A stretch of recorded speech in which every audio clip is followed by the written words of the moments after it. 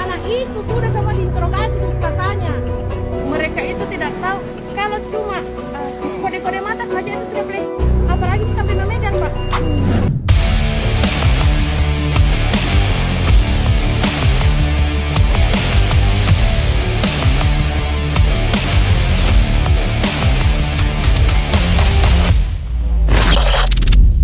Assalamualaikum warahmatullahi wabarakatuh.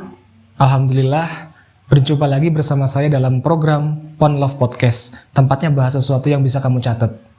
Ya teman-teman, baru-baru ini saya melihat sebuah video viral tentang seorang ibu dengan nada marah-marah dan penuh dengan kekesalan ketika ia mengetahui bahwa anaknya menjadi salah satu korban pencabulan oleh ustadz di pesantren yang berada di Kabupaten Maros, Sulawesi Selatan. Bahkan, di dalam video itu dijelaskan bahwa yang dilecehkan bukan hanya anak dari ibu tersebut, melainkan masih ada anak-anak yang menjadi korban-korban lain yang secara keseluruhan mencapai 20 anak.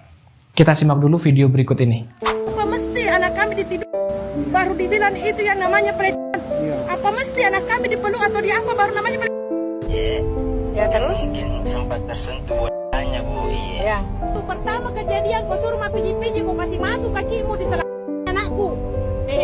Kedua kau pegang telan anakku meskipun kau tidak pegang langsung. Dan bukan cuma anakku, ada 9 anak kurang ajar.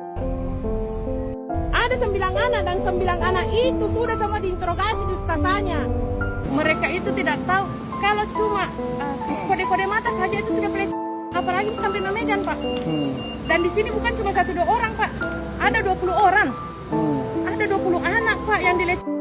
Bagaimana perasaannya Bapak? Saya kembalikan ke Bapak.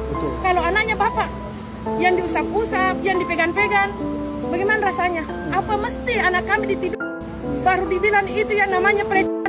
Apa mesti anak kami dipeluk atau di apa baru namanya pelecehan? Pak, tidak mungkin kepolisian menahan dan menjadikan dia tersangka kalau bukti tidak ada. Ini kepolisian, Pak. Kami tidak berani bohong. Anak-anak 20 orang, Pak, tidak berani bohong. Kalau 1 atau 2 orang mungkin bisa. Tapi ini anak-anak, Pak. Ada seorang anak, Pak, yang dia dari kelas 8 sudah dilecehkan. Terus dia sudah tidak bisa ditahan. Akhirnya dia bilang sama ibunya.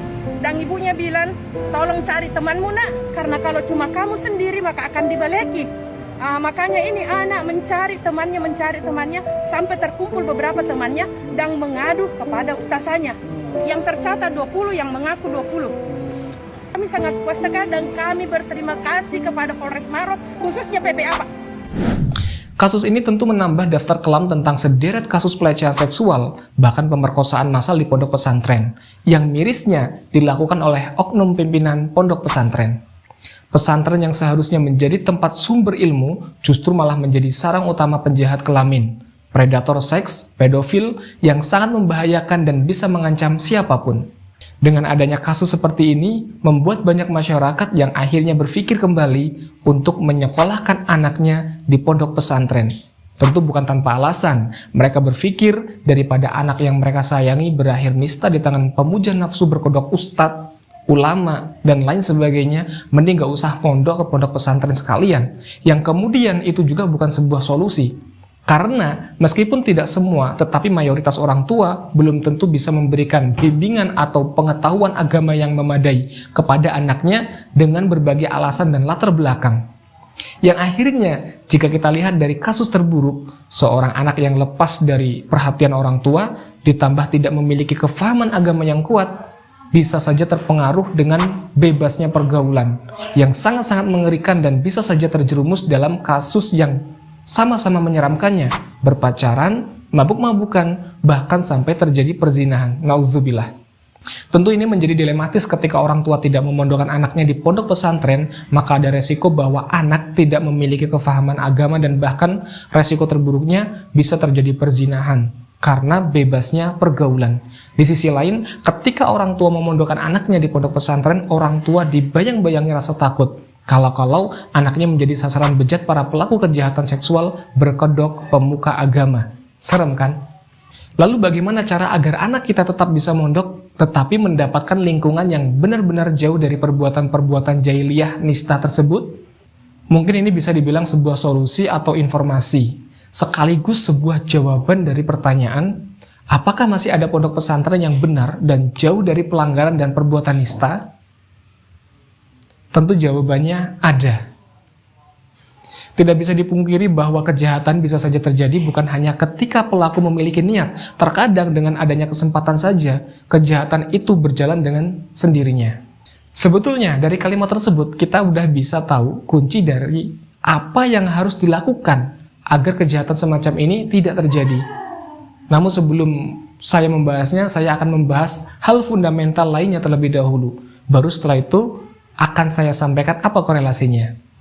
Ketika kita ingin mencari sebuah pondok pesantren dan menentukan apakah pondok pesantren ini aman atau tidak, hal yang paling pertama kali dilihat adalah apa sumber ilmunya, baik secara pengakuan maupun secara praktek. Dan kita harus menyaksikannya sendiri, bahwa kita tahu apa yang menjadi sumber hukumnya. Pondok pesantren yang benar ialah pondok pesantren yang memiliki dasar ilmu atau sumber ilmu, yaitu Al-Quran dan Al-Hadis. Sebagaimana sabda Nabi, taraktu fikum amroini lan tadillu ma tamassaktum bihima, kitabillahi wa sunnati nabiyyi. Telah aku tinggalkan dua perkara di kalangan kalian manusia dan kalian tidak akan tersesat selama kalian berpegang teguh pada keduanya, yaitu Al-Quran dan Al-Hadis. Dan bukan hanya memiliki saja, pastikan mereka mengkaji itu dan menjadikan Al-Quran dan Al-Hadis di atas segalanya. Jadi nggak ada kitab-kitab lain yang lebih dimuliakan daripada Al-Quran dan Al-Hadis. Kemudian yang kedua, pondok pesantren yang benar ialah pondok pesantren yang di dalam mengkaji Al-Quran dan Al-Hadis itu bersanad atau bersambung. Guru yang mengajar di pondok pesantren tersebut berguru pada gurunya dahulu. Yang mana gurunya dahulu berguru juga kepada guru-guru yang sumbernya sampai kepada Rasulullah SAW. Jadi ada sanadnya dan ini bisa dibuktikan dari hadis yang mereka kaji. Di situ apakah mereka memiliki sanad atau sandaran guru yang jelas atau tidak. Sesuai dengan sabda Nabi, tasma'una wa yusma'u minkum wa yusma'u miman sami'a minkum. Mencari ilmu itu, kalian sahabat mendengar dariku Nabi, dan kalian sahabat didengar oleh orang yang mendengarkan kalian. Dan orang yang mendengarkan kalian, didengarkan lagi, begitu seterusnya. Bahkan, ada riwayat atau hadis lain yang menjelaskan al-isnadu minad-din, walau lal isnad laqala man sa'a ma sya'a. Dalam Muqaddimah Muslim ya, artinya isnad itu termasuk agama. Seandainya tidak ada isnad, sandaran guru, niscaya berkata orang yang berkehendak pada apa yang ia kehendaki. Dan ini terjadi di mana-mana sehingga orang yang bodoh dalam hal agama bisa dibodohi karena ia merasa bahwa yang memerintah masuk ke kamar adalah pimpinan pondok, maka wajib taat tanpa ia menyadari bahwa perintah tersebut ialah perintah maksiat. Dan perintah, ucapan-ucapan atau bahkan tafsir seorang ustadz yang tidak bersanad maka akan membahayakan dan menimbulkan kehancuran bagi jamaahnya. Kemudian ciri yang ketiga, yaitu pondok pesantren yang bisa dipastikan bahwa itu pondok pesantren yang benar ialah memiliki sistem penjagaan dari pelanggaran yang ketat, yang mana sistem tersebut dibuat dan mengadopsi dari hukum-hukum yang ada di dalam Al-Quran dan Al-Hadis. Contoh yang bisa saya sampaikan diantaranya, seorang lelaki dilarang berduaan. Ini ada dalilnya, kalau dijelaskan akan sangat panjang. Kemudian yang kedua, seorang lelaki dilarang memberikan sesuatu, apapun bentuknya secara langsung kepada perempuan yang bukan mahram. Seperti contoh, memberikan ballpoint, maka ballpoint tersebut diletakkan di suatu tempat, barulah si perempuan yang bukan mahram boleh mengambil. Dan ini pun sebetulnya sesuatu yang sangat jarang terjadi. Kalaupun harus terjadi, ini akan menjadi pusat perhatian di lingkungan tersebut, yang akhirnya kedua orang ini tentu tidak akan berlama-lama. Ini tentu diambil dari berbagai banyak hadis, mulai dari larangan berduaan saja, kemudian mutawari atau berhati-hati agar tidak bersentuhan dan lain-lain. Yang kita ketahui bahwa di dalam hadisnya, niscaya ditusuk kepala dengan besi itu lebih baik daripada menyentuh wanita yang tidak halal baginya.